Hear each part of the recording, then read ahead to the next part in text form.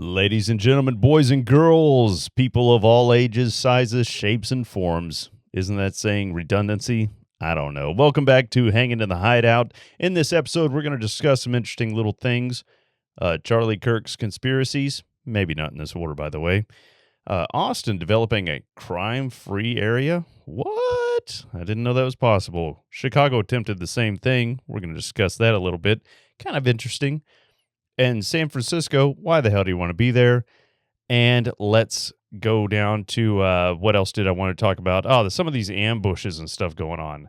Like, watch your six, ladies and gents. Or should I call you my homies? All three of you.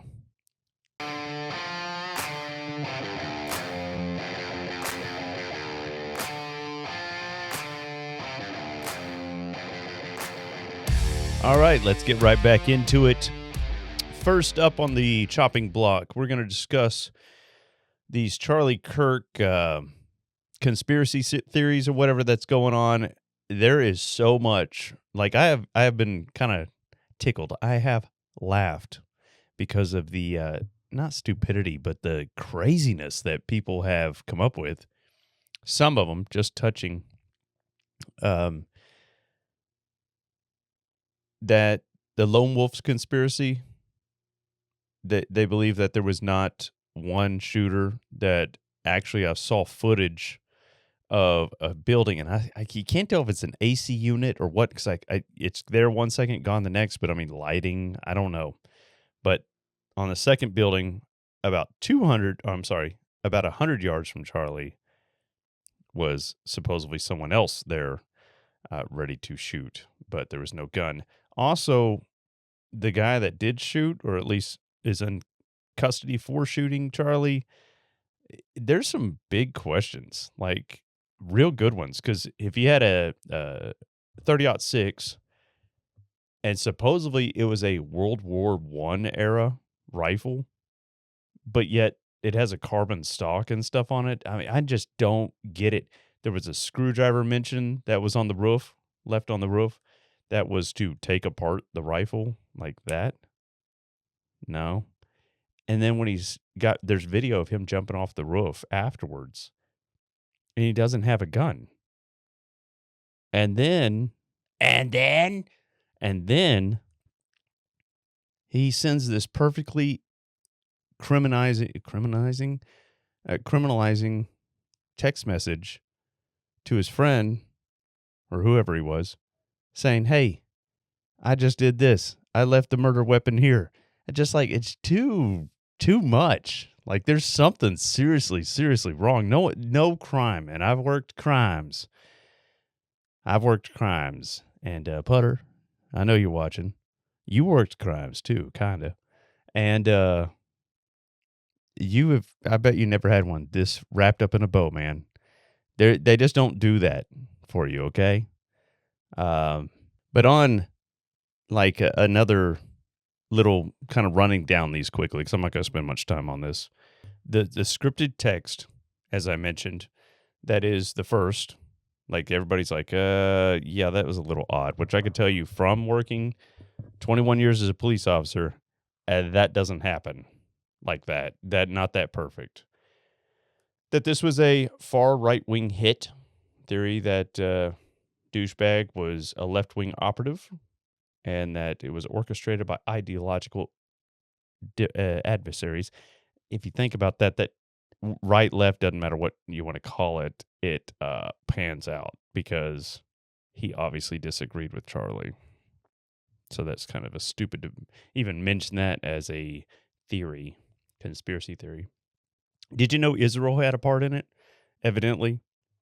Like, where do people come up with this crap? And then the real-life echo theory, where that the parallels draw between the Kirk murder and Snake Eyes with Nicolas Cage. I've seen this video, the one they're talking about, that there's so many similarities. Come on.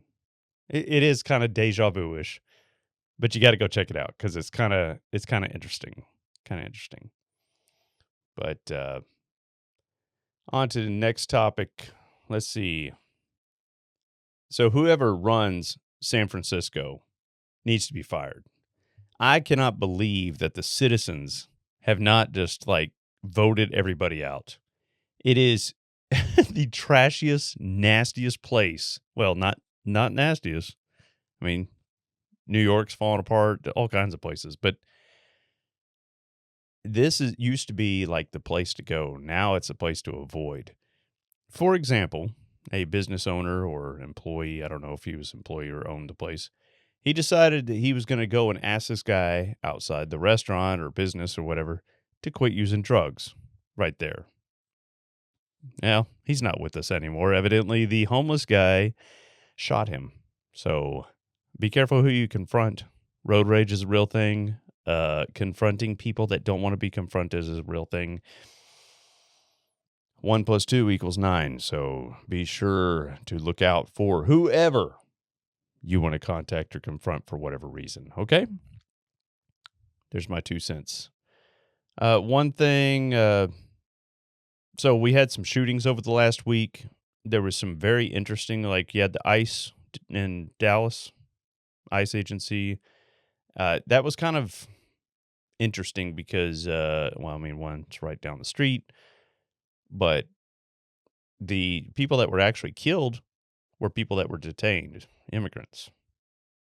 I mean, it's like, dude, either that was his target. There's a 40-year-old man shot. They called it the copycat shooting because he was up on top of a building. Well, guess what?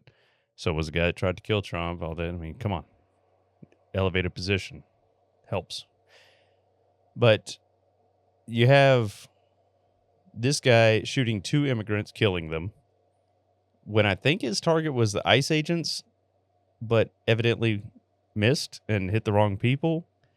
But there's a conspiracy branching off this one as well, that one of the guys that was killed was a high-level, almost presidential position of some agency out of Iran. Maybe it's true, maybe it's not. I don't know. But he's dead, unfortunately. And I don't even know. But I'm pretty sure it was because of the hatred on ICE right now. I'm pretty sure they were the target. I don't know. I just don't know. On to the next topic. Austin Police introduces a crime-free multi-housing pilot program. That's a mouthful. I wonder, let's see, what would that be, the acronym? KIFMAHAP. Anyway, that was horrible, but I'm going to leave that in there just because it was that bad.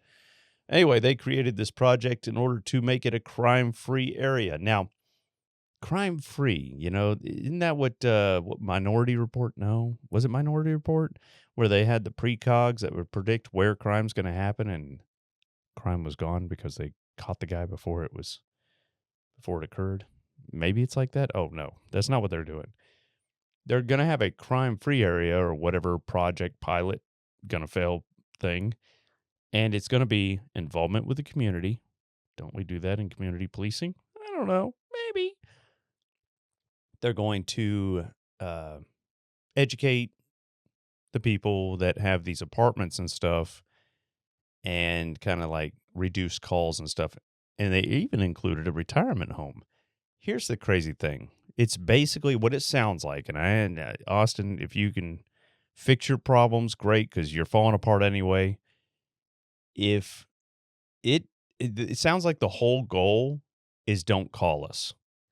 We're going to educate you so you don't call us.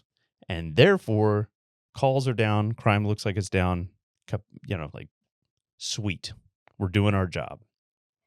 We've done these things with the, I can't remember what they're called. We even had some here where they have little houses in the middle of bad neighborhoods and stuff that people can come to. Community housing. I don't remember what it's called, but we don't have them anymore. So that just goes to show it doesn't work. But anyway, it's like a safe place, like you can come and report stuff or have a police officer manning the house or whatever, and they can. It's like a little substation, in essence. But anyway, didn't work, evidently, because we don't have them. So with that said, it sounds like a complete flop and a waste of money, but the whole point is to save money, probably because they're trying to reduce crime so they can reduce the number of officers they have, since they don't want to enforce the damn law down there anyway. Sorry, Chief of Austin, whoever the hell you are. Dumb ideas. Why don't you just fight crime, be hard on crime, and crime reduces? That's been proven here in my city. Damn. Everybody thinks being nice is the way that you stop crime. Being nice. It's like here, ladies and gentlemen, my homies. You are my homies from here on. Homies, listen. You're in a bad relationship, guy or girl, doesn't matter. Your woman beats you daily, and you're nice to her. What's going to happen? She's going to beat you again. She's going to beat you 10 ways from Sunday, just to make a point. You stop taking that beating, boy. You stand up to her. You stand up to her tall.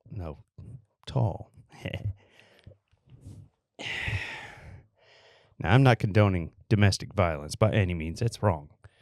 But I am endorsing self-defense. Man, woman, child, you being beaten, you stop that beating. How do you stop that beating? You give him one of those. Yeah. You smack them around a bit. The next time, when they wipe the blood off their nose, and they'll be like, I'm not going to mess with you anymore. You don't play nice. Honestly, though, that's the same thing. You being, the domestic violence, again, I don't endorse it, blah, blah, blah, blah, blah. But I'm just saying, if anybody's picking on you, a bully at school, you got to stand up to the bully, or else the bully is empowered and keeps on doing it. Crime is the same way. Ladies and gentlemen, the police forces out there on your street are messing with bullies. They're bullyizing your peace. And it's our job as the popo, my homies, to go out there and do our job and stop the bully by standing up to him. Very good. Very good, audience. So, you stand up to them, you shut them down, you take them to jail, you fight them when they got to fight, and you succeed. If you wussify the situation, you just be nice, crime keeps around. I know that was a super big go-around just to say, Austin, you're going to fail. But sometimes tough love is what you need, not soft love, because soft love's what we've been doing for too long because of internets, in my opinion. Boy, I'm just going on a tangent. I'm sorry. Reeling it back in. Chicago. We're going to Chicago. Chicago did a plan. I don't know what they called it. Stupid plan is what we're going to label it. Where they had donators or donations and whatnot given to, I guess, the police department for increased patrols to lower crime. Well, lo and behold, what do you think happened? What do cops do sometimes? You're hired to defend a certain thing, or I don't know, do security. Oh, you look after the people that paid you. And that's what basically happened. They found that it is what was the word? Let's see if I can find that story real quick. It was completely lopsided. Like the rest of Chicago, where's the cops? Oh, they're sitting over at these people's houses that donated the extra money for them to patrol. So it's they're protecting the donations, the donators. Why can't I think of that word? I don't know, homies. I'm going to overuse that, and you're all going to say, like, quit calling me homie. So, yes, we have Charlie Kirk's thing. We have Austin. Let me make sure I covered some of these deals. Also, kind of going back to the shootings and snipings and all, we also had a church shooting at the Latter-day Saints church. And it was a shooting/fire. Like, that's cold, brother. Like, you walk in to shoot, that's one thing.